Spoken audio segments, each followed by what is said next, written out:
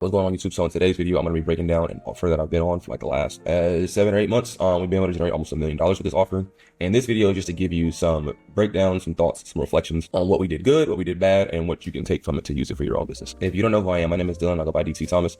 I've been a copywriter, marketer, and media buyer, whatever you want to call me, for basically every industry on the planet. I was previously the chief copywriter at WAP, and now I'm just running offers and operating offers in the background. So this channel is to teach you about direct response, marketing, media buying, literally everything when it comes to influence behavior online. So let's get into the video. All right. So first up, like one of the most important things that I noticed when we were like building this offer and everything is just having a really good ad account structure. I feel like a lot of people don't actually know how to do that. And so right now with Facebook's Andromeda, you need to have a different variants of ads, right? And so that means you need to have image ads, you need to have some UGC, different faces, etc., etc. And what I noticed is being hyper specific in the niche and like really being heavy in messaging, like calling out the person you're talking to and making the entire ad about that one kind of person resulted in better ROAS. And also this is a biz op offer, so like you have to dance the line with Facebook on this copy, because like they're like fucking ban happy on this industry.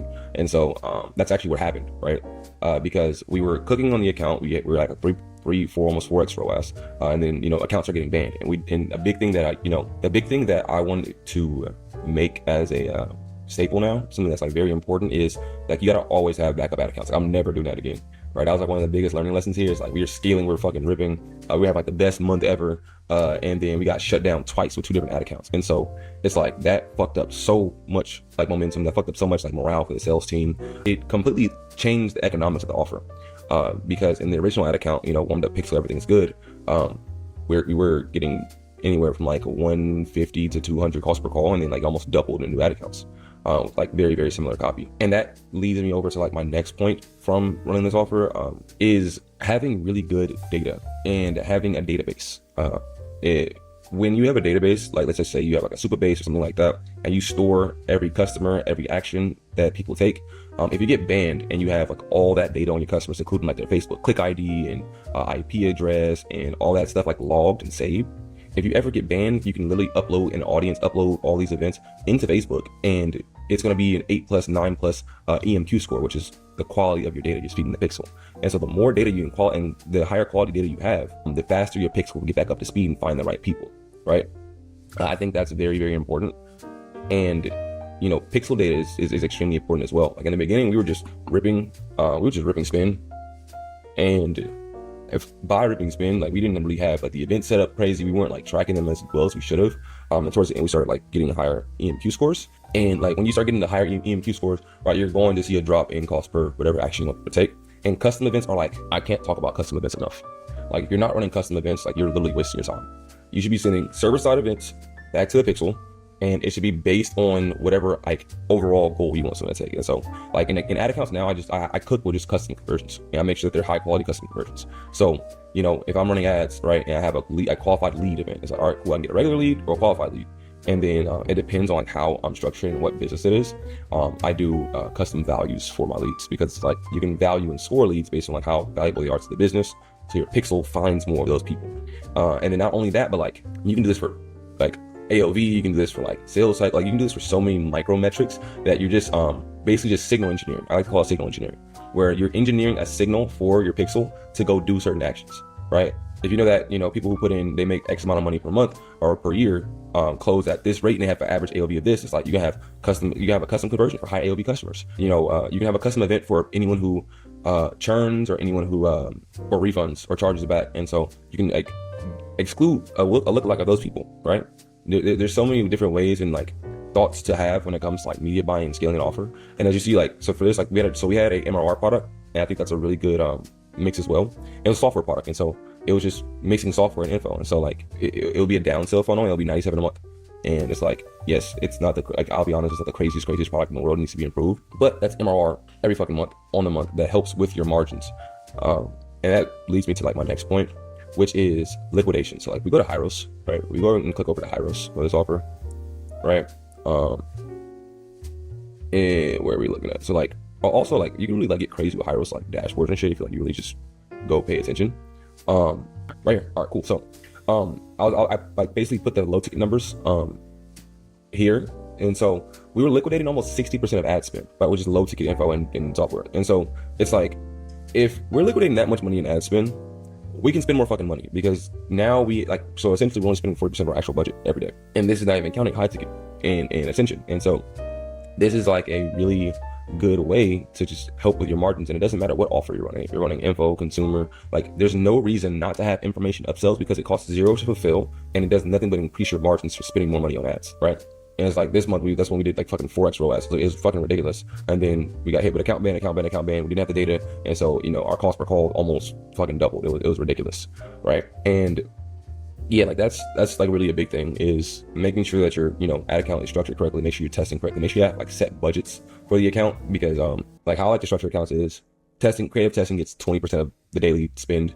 75% goes to like actual scaling winners and doing like audience and landing page tests with like proven winner ads, and then the other 5-10% is like retargeting and pre-targeting. And so I call it pre-targeting because like pre-targeting is when you're just running straight engagement to just build a TAM. And so I like to do like long form content, so you can upload that through the Facebook media library, like 20 minutes, 30 minutes, hour long content, and then just run that as engagement, and you can retarget people who watch 25 to 50% of those videos. And that just gets you more eyeballs, right? I see a lot of people talking about clipping and they're trying to go viral, all that stuff. It's like, it doesn't make sense to me because if I can go into Facebook Ads Manager and let's just say if I just want impressions that are low intent and I don't give a fuck what happens, it's like I can just spend money on a awareness campaign and get a $1 to $2 CPM and as many fucking views as I want, right? But it's like, we're not looking for low engagement. We're looking for people who actually give us money. I don't give a fuck about views. I give a fuck about dollars, right? And so I do engagement campaigns and then make sure that it's people, and I do lookalikes. So if I know my purchases are, I do a lookalike of purchasers, 1 to 2% for the engagement campaign. So it finds more of those people. And if it finds more of those people, then those people are more likely to convert after I've given them long form content and built trust and credibility with the creator, right? And so this fundamental goes for like any business in the world that you can think of. It's just, this is just like fundamental marketing things. And that kind of leads me to a lot of my more final points is sticking to fundamentals, right? So, one thing that's going to be very important that I've realized is copy is important. And like, I start off as a copywriter. I love fucking copywriting, even though I hate writing sometimes. Like it's like a mix, you feel me? But like copy only makes up like 20% of a buying decision. You feel me? You can scale an offer with shit copy if you have the right audience and the right offer. Always be thinking in those terms. The offer and the audience make up 40% of a buying decision. If you have, a crutch and someone fucking broke their leg, you don't need to headline them, right? You just say, here's the fucking crutch. You need it because you need to walk. Offer audience. Now, then you can say this is the best titanium steel crutch you'll never, do all the copy stuff, and that gives you a little bit edge over the rest of the market. But copy can never change the foundation of a bad offer or a bad product, etc. And it can't change a bad market. Like you can't change a market, right? And so, I've been starting to learn more, especially like it's going into like different offers and scaling different businesses, that literally you can be a mid 2 out of 10 marketer, but if you choose the right opportunity, you can scale, and you don't have to be a genius.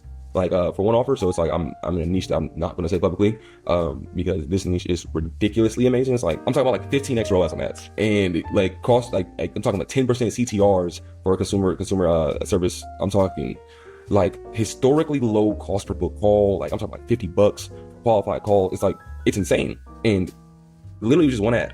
It was a 4-minute funding ad to type on to book call, and it's piffing.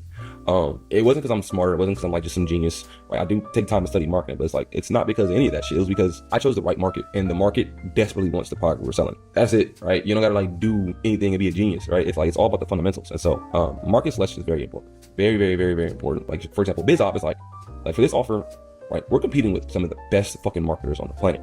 You know what I mean? Like we're competing with guys like Elon and stuff, right? Because it's BizOp, right? So make more money online. And so your auction in the ad accounts and on Facebook and things like that is going to be higher because there's just so much noise in this market. And then this market is like very sophisticated because there's so many of it. Like there's so many people, the best people in the world go here. And it's like you can definitely win. You can cook in here, but it's like you can do that, or you can just choose a market where no one's at, no competition, and then have a great life and just scale with amazing margins.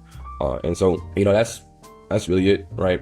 I think the biggest thing also to take away from this is that success did not really teach me any lessons with this offer. It was the failures. So when ad accounts got banned, when shit hit the fan, when everything's going wrong, it's like, all right, now you have to really problem solve. Now you're really in business, right? Because, when we're cooking, ad accounts cooking, everything's good. Like, everyone's happy. Everyone's ecstatic about it, right?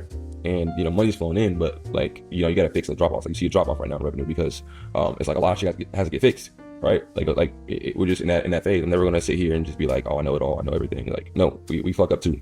And so, this is really just my rant, right? This is just, telling you some lessons that I learned. Hopefully you can take something from this video and apply it to your business, and let's cook.